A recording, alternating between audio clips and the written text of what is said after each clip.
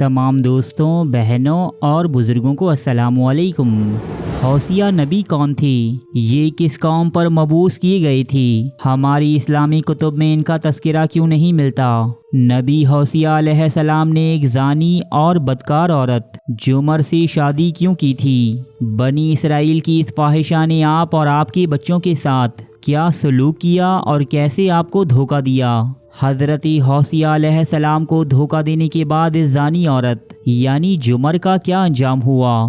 دوستو، یہ تمام باتیں ہم جانیں گے آج اپنی اس معلوماتی اور منفرد ویڈیو میں۔ تاہم ویڈیو شروع کرنے سے قبل آپ سے یہ درخواست ہے کہ اگر آپ نے ابھی تک ہمارے چینل کو سبسکرائب نہیں کیا تو جلدی سے اسے سبسکرائب کرتے ہوئے ساتھ موجود گھنٹی کی علامت کو بھی لازمی دبا دیجیے تاکہ ہماری ہر نئی آنے والی ویڈیو کی نوٹیفیکیشن بر وقت آپ کو ملتی رہے۔ تو چلیے شروع کرتے ہیں اللہ کے ایک نبی حضرت حوثیہ علیہ السلام کی داستان۔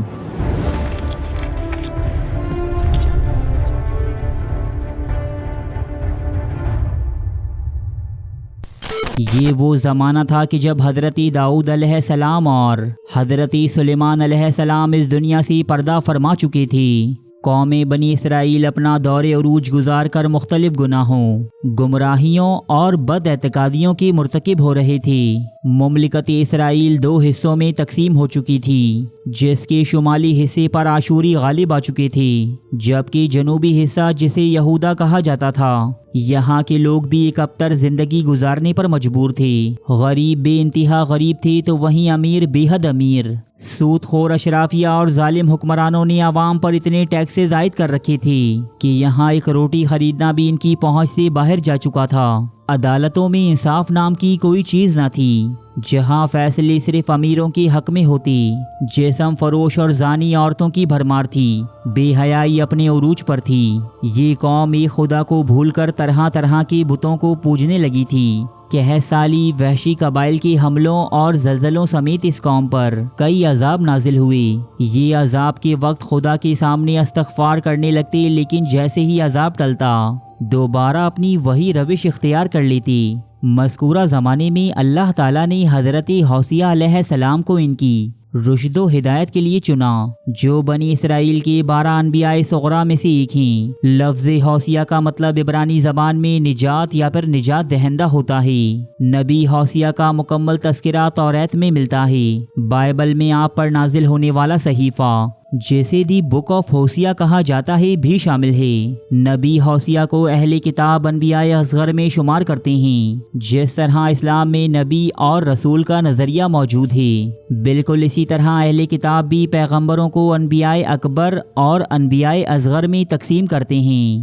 وہ پیغمبر جن پر اللہ تعالیٰ نے بہت کم وحی نازل کی انہیں انبیاء اصغر کہا جاتا ہے۔ یوئیل، آموس، ناہوم اور زکریا بنی اسرائیل میں آنے والے چند انبیاء صغریٰ کہلاتے ہیں۔ قرآن و احادیث میں ان انبیاء کے بارے میں کچھ خاص ذکر موجود نہیں، تاہم تفاسیر و تواریخ اور اقوال صحابہ میں ایسے انبیاء کا تذکرہ ضرور ملتا ہے۔ نبی حوثیہ کا ذکر بھی قرآن مجید یا حدیث میں مذکور نہیں، البتہ مشہور مفسر و مورخ ابن اسحاق اور عبداللہ یوسف علی نے اپنی اپنی تفاسیر میں حضرت حوثیہ علیہ السلام کا ذکر کیا ہے۔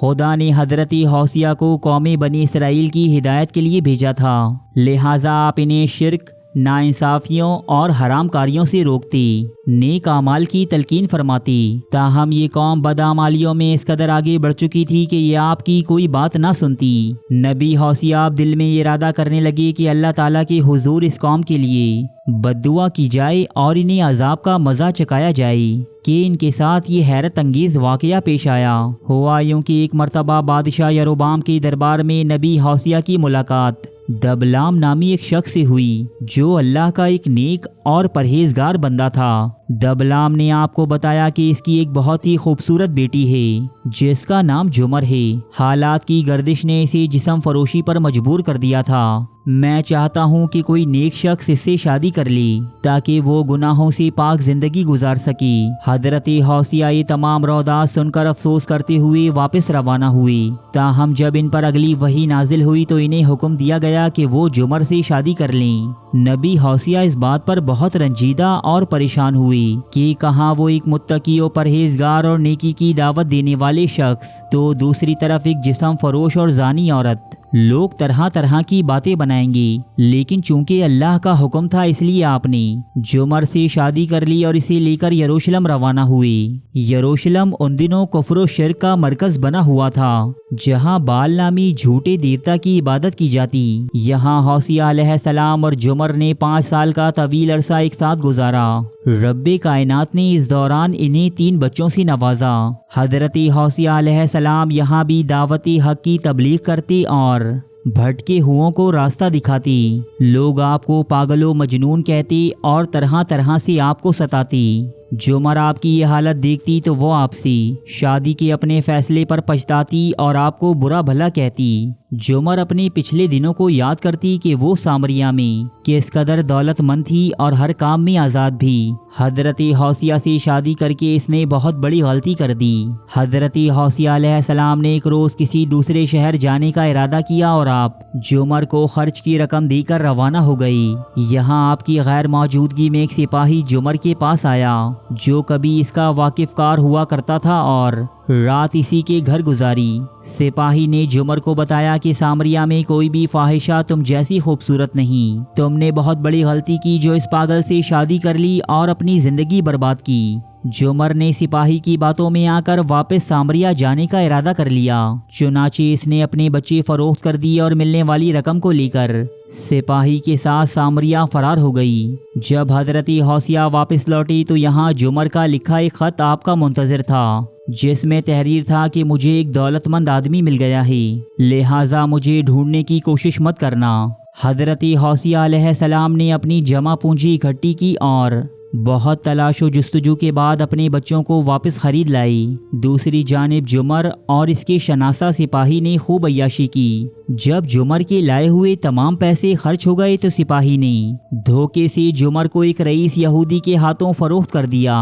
حضرت حوصیہ کے دل میں شدید غم و غصہ تھا، لیکن اس کے باوجود آپ کے دل سے جمر کی محبت نہیں جاتی تھی۔ ایک رات آپ پر وحی نازل ہوئی اور آپ کو بتایا گیا کہ جمر کس قدر غمناک حالت میں غلاموں کی سی زندگی بسر کر رہی ہے۔ یہ جان کر آپ سامریہ پہنچے اور کئی دن کی تلاش کے بعد آپ کو جمر کا ٹھکانہ پتہ چلا۔ حضرت حوصیہ نے ایک بھاری رقم چکا کر جمر کو واپس آزاد کروا لیا۔ جمر اپنے کرتوتوں پر بے حد پشیمان تھی اور آپ سے نگاہیں بھی نہ ملا پاتی، لیکن حضرت حوصیہ نے جمر کو معاف کر دیا اور اسے لے کر واپس یروشلم چلے گئی۔ رب کائنات نے ان تمام واقعات سے گزار کر نبی حوصیہ کو یہ احساس دلایا تھا کہ جب ہمیں کوئی اپنا دھوکہ یا تکلیف دیتا ہے تو ہمیں بہت برا لگتا ہے، لیکن ہم چاہ کر بھی اس کے خلاف کچھ نہیں کر پاتے کیونکہ ہم اس سے محبت کرتے ہیں۔ بالکل اسی طرح خدا بھی اپنے بندوں سے محبت کرتا ہے، وہ انہیں عذاب نہیں دینا چاہتا، بار بار انہیں مہلتیں دیتا ہے، پیغمبروں کو بھیجتا ہے تاکہ وہ واپس اپنے خدا کی جانب لوٹ آئیں۔ تو دوستو یہ تھی نبی حوصیہ علیہ السلام کی ایک سبق آموز داستان۔ ملتا ہوں آپ سے ایک نئی اور انوکھی معلومات کے ساتھ، تب تک کے لیے اللہ نگہبان۔